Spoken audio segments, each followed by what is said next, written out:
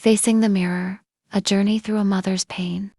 The girl stood before the towering figure, her own reflection staring back at her in a way she had never seen before.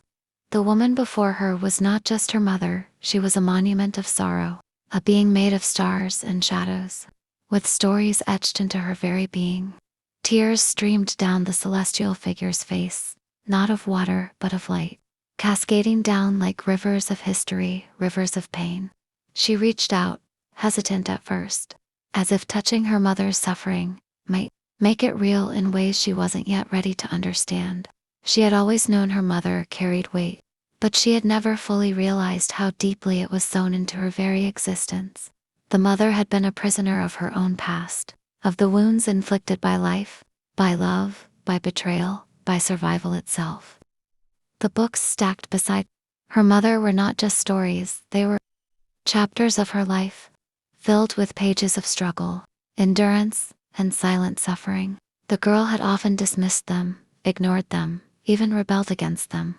She had built walls between them, because the truth her mother spoke had always sounded like pain, not wisdom, and pain was hard to listen to.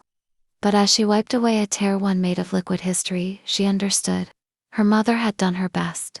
She had tried to be more than her wounds, to rise above them, but some wounds were too deep. Some pains were inherited, and that rebellion, that fire the daughter carried, had never been about defiance. It was about survival.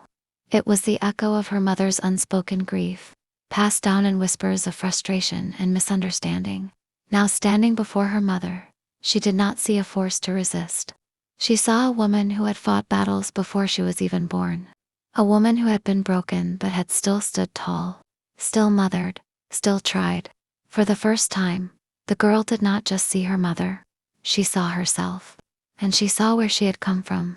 The mirror did not just reflect an image. It reflected truth. It reflected generations. And in that moment, the daughter made a choice not to fight, not to flee, but to listen, to understand, to heal.